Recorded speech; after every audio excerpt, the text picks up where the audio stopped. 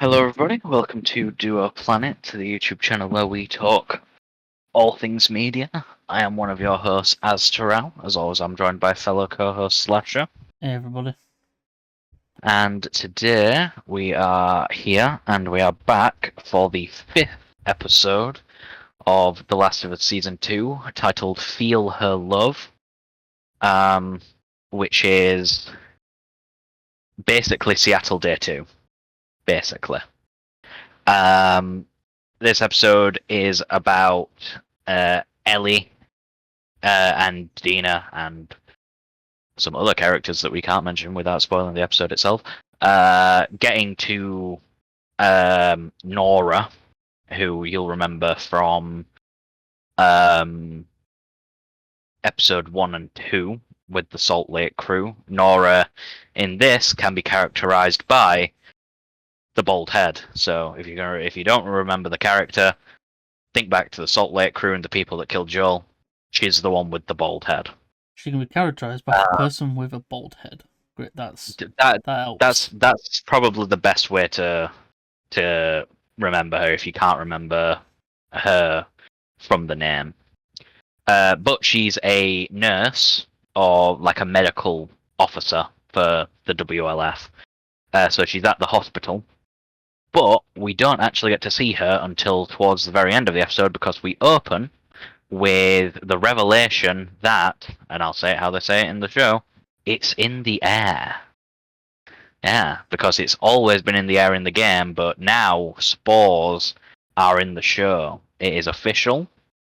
The WLF are clearing the hospital. They cleared the ground floor up to the 6th, and then they went to the basement, which the basement levels are B1, B2, and B3. I'll tell you why those levels are important later, but B1 was cleared. There was nothing, not even rats. Not even rats. Then they sent a second team down towards basement 2, led by the son of the person that is telling us about all of this, who's called Leon. And now, I actually can't remember if Leon is mentioned in the game when you read any of the notes, but I do think it's a Resident Evil reference, which would make sense in a zombie show. Because, obviously, Resident Evil is probably one of the biggest zombie games ever. But yeah, that's when we find out that it's in the air. The WLF people have breathed spores in and have basically said, seal us in, don't let us get out. So that's what the sergeant does. And you might be going, well, if they only got to B2, why bring up B3 at all? Well, B3 will be important probably next season. And I won't say why here, because, some people haven't watched the show. Or some people haven't played the games or seen any of the game cutscenes. Let's just say zombies get so much worse in this universe. But yeah, we have Dina doing her Dinery things. She triangulates a safe passage to the hospital. Obviously, it doesn't go very well because it's Last of Us. Nothing ever goes to plan. But they figure out that they can sort of get through the patrol points. We also get a little tease. We'll probably see it next episode. Of Ellie singing Future Days, which is the first song Joel taught her on the guitar, which is why that's important. What else? Let's see. Oh yeah, they went. They snuck through a building at night, encountered a lot of stalkers, like a lot of stalkers. Bang, bang, bang, shootout. Ellie gets bit a few times, probably. Dina is in a cage. She's almost getting attacked. And then bang, bang, bang, bang, bang.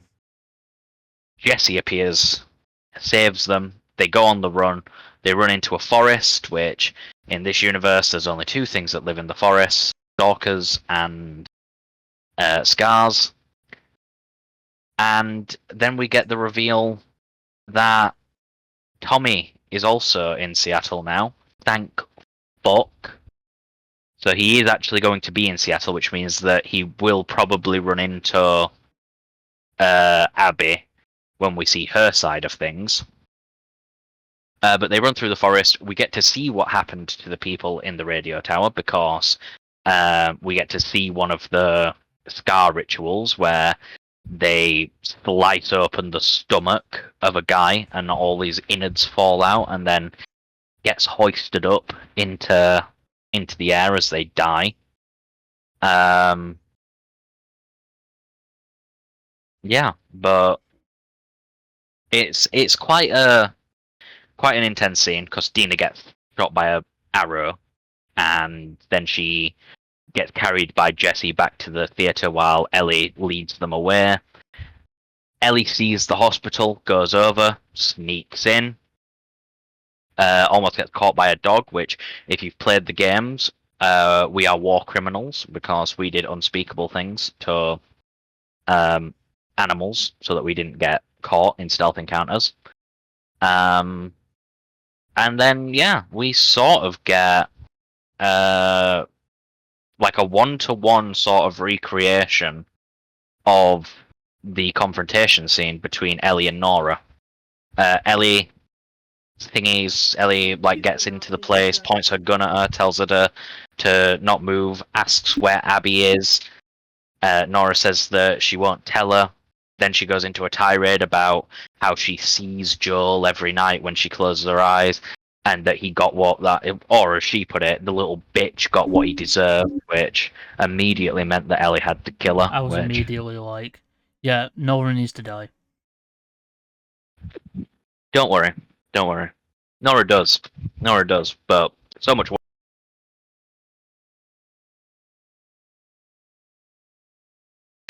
She goes into an elevator shaft, and what happens there is the thing falls. Her hand probably got torn to shreds because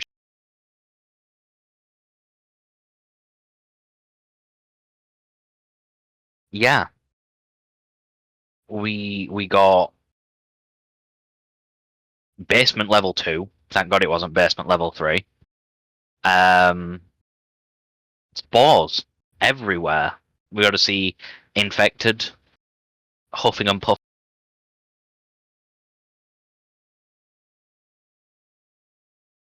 Ellie finds Nora against a wall. Nora's like, "Bitch, we both infected." Ellie looks at her and goes, "Bitch, who's we?" And that's when Nora realizes that Ellie's the immune girl. Ellie picks up a pipe to interrogate Nora, asks her where Abby is. Nora refuses. Ellie hits her. Asks where Abby is. Nora refuses. Ellie hits her. Asks where Abby is. Nora refuses. Ellie's hits her. It cuts to black. And then we get Ellie waking up in a bed. And finally, we get Joel, Pedro Pascal, back on our screen for the first time since episode 2 of this season. So that was pretty much the recap of the episode. Whether it was any good, right? That's a different thing. My opinion, it started out really weak. Right? They were treating Ellie like she hadn't been surviving in the apocalypse for, several years or her entire life, really. People will make the excuse of, oh, but Ellie's not school smart. This isn't school smarts. This is survival smarts. And Ellie has that. Not just in the game, but like in the characterization of her. Even in season 1, when she was a cocky blowhard, she had that survival instinct. But towards the end, right at the end, right with the Nora and the pipe, right, that was pretty good. That was pretty good. That is how Ellie should have been the entire time. Right? When Joel gets killed, Ellie should have a switch that gets flipped, and she should just become single-minded on killing Abby and all of her friends. And we haven't had that single-minded focus because she's been too busy being all jokey and trying to be lighthearted. I think they're doing that to make up for stuff that they're probably gonna have to do in like the last episode. Because if it's anything like the games, then that last episode's gonna be rough, especially given current circumstances with Ellie, Dina, Jesse, and Tommy. Again, I won't say anything because I would like Jordan to experience that full tilt and hear his shock and his horror, because it's true what they say. Sometimes the worst people in the apocalypse aren't even the monsters you're fighting. It's the people. It's the people. And in this case, I don't think anyone's really gonna like Ellie very much. I think it's a thing of humans do stuff so much that they get to the point of if a situation like that happened, humans will throw all niceness out of the window and will just look after themselves.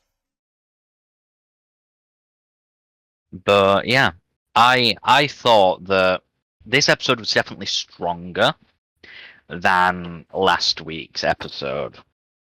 Last week's episode it's sort of the opposite of last week's episode as well. Because last week's episode started out really strong and then ended really weak. This week's episode started really weak but ended ridiculously strong.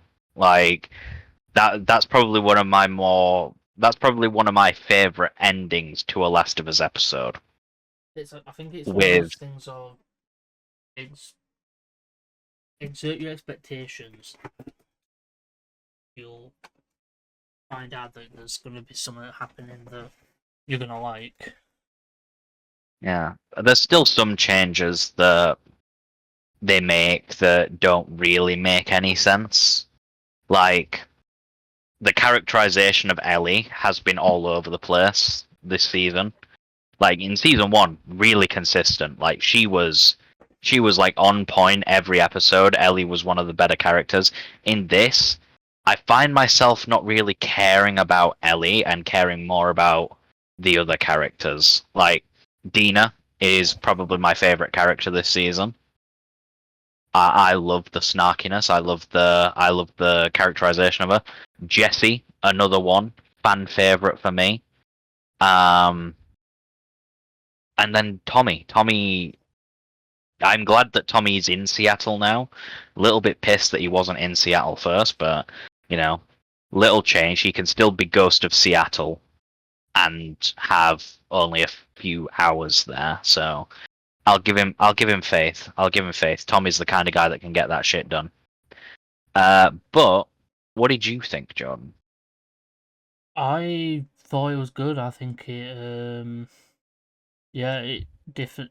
could feel could have done without the little thing of every 5 seconds something happened. You were going, oh, that's different. They changed this. That's not in the game. This isn't in the game. That's Yeah, this entire sequence was like completely different because Dina was there, and Dina's not there with you in the show because she stays behind in the theater because she's having a tough time with the pregnancy. Mm. So having Dina there changes the entire dynamic of getting to Nora, and I'm glad that they chose to separate them before the confrontation with Nora, because if Dina and Jesse had been there, it would have been really complicated. So I'm glad that they made the decision to keep it with just Ellie and just let. And I'll say it, like Bella's performance this season hasn't been one of my favorites. I haven't really enjoyed a lot of Ellie's dialogue. Like, there's been a few scenes. The scene where Joel is getting attacked, she does really well there. The singing scene in the shop, but this scene with Nora, she shines there. I think she does really well one-on-one with Nora. She flips the switch quite well. For a second, I genuinely believed that she was Ellie again, because she had fully encapsulated the game Ellie and Ashley Johnson's voice performance for Ellie in a TV show format, which was quite nice to see. Because obviously, you guys hear the review afterwards, but Jordan hears like the entire thing throughout the thing. Jordan knows for a fact I haven't been the biggest fan of Bella Ramsey's performance this season. It's like a broken record at this point. But she does really well here. She does like ridiculously well with this sort of darker tone, and I think it's only going to get darker for Ellie in the present. Obviously, as I mentioned, there's a cut to Joel appearing at the end of this episode. I'm guessing next episode will probably be next entire. I'm guessing it'd be an entire flashback episode. It should be an entire flashback episode. It should be Ellie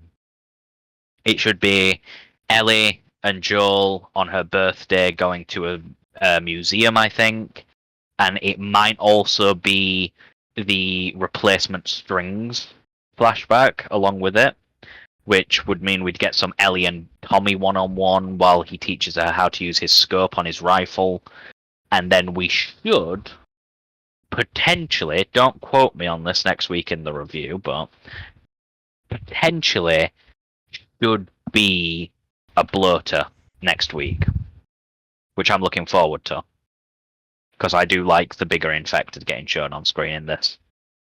But yeah, anything else from you on the thing? No, I think the show's getting to the point where obviously it's getting good, and we're actually going to see these people get what they deserve. So I Too can't bad wait. there's only 2 episodes left. Yeah. Too bad So there's only 2 episodes. Too bad it only took the entire second season to get to this point. But I'm hoping season 3, because season 3 should be Abby and Abby's perspective. I'm hoping what's the actress's name? Caitlin Dever. I'm hoping that Caitlin can pop off and make everyone sort of understand Abby's perspective better than they did in the game. Obviously, people were a bit harsh to Laura Bailey, who was Abby in the game. But after I played the game, I was actually on Abby's side. I actually really didn't like Ellie towards the end of the game. And I was more like, you know what? Abby sort of has a point. And I'm sort of here for it. Because they have like reverse character arcs, which I really like seeing in media, where like one character starts out at with like a certain ideal set, but it slowly shifts to the antagonist, and then the antagonist shifts to the protagonist's views. Really, really good. But obviously, I think I've mentioned it before, the theme of The Last of Us Part 2, and in this case, The Last of Us Seasons 2, 3, potentially 4, who knows, is perspective. And the current perspective we all have is Abby deserves death. All of her friends deserve death because they killed Joel, because we're seeing it through the lens of Ellie. I wonder what's going to happen to people's perspectives when we now sit with Abby for weeks on end, for hours on end, with episodes, with a character, with an actress, by the way, who she's not had many scenes this season, but every scene that Caitlin Dever has done as Abby has sort of popped off. So I am very excited. Overall, I would give this episode a I'm gonna give it an 8 out of 10. Yeah, I think an 8 out of 10 for this one. Yeah, I'm with you. Yeah? Yeah. 8 out of 10. Which I think's on the stronger side. I think the only episode that scored higher than that was episode 2. Which I think we both gave like a 9 point something. But yeah. Anything else? No, I think that's everything been covered. Well, I have been one of your hosts, Azteral. Big ol' Slasher. Make sure to like, comment, subscribe, do all that garbage that YouTube wants you to do. Let us know what you thought about episode 5 in the comments down below. Did you like it? Did you not? Did you play the game and thought that it was complete hot garbage? Or did you not play the game and think that it was the second coming of Christ? I've found so far that there's no in between on that, by the way. There's like people have played the game, hate it. There's people that didn't play the game and are loving it. And then there's people like me that are just like, oh, that could have been better. But yeah, we will see you next time. Make sure to wear a gas mask because spores do exist now. And yeah, bye for now. Bye for now. You forget 1,000 things every day, pal. Make sure this is one of them. It's over, Anakin!